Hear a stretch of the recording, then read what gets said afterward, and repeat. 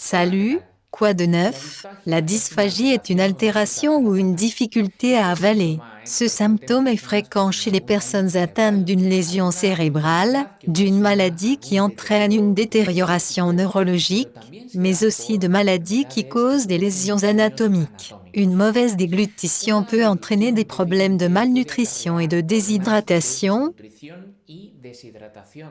mais elle peut aussi provoquer l'étouffement, l'aspiration et même la pneumonie. Il est donc très important de détecter la dysphagie en temps opportun et de prendre les mesures les plus appropriées, tant de la part du patient que de ses soignants. Et c'est précisément ce que nous proposons dans cette vidéo et dans la suivante, de servir de guide pour identifier et évaluer correctement le problème, en adaptant l'alimentation à chaque cas.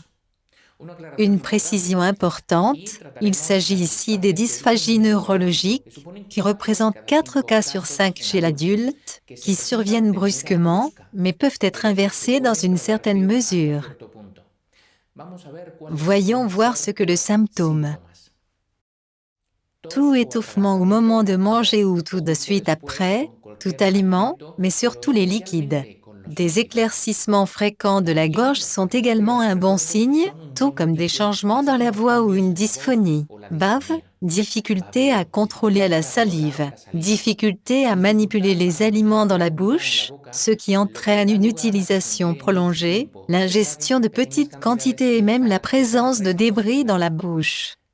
Une perte de poids progressive, ainsi que des signes de malnutrition et de déshydratation. La malnutrition peut être mise en évidence par un test simple, le test Chibiwaka, qui consiste à entourer le veau avec cet anneau. S'il peut être entouré, et aussi avec un certain relâchement, il doit être pris comme un signe de sarcopénie, une perte significative de masse musculaire. Et la déshydratation se mesure en pinçant le dos de la main. Si la peau récupère immédiatement, il n'y a pas de problème, mais si vous gardez le pli même pendant une courte période, vous devez penser que vous n'êtes pas bien hydraté.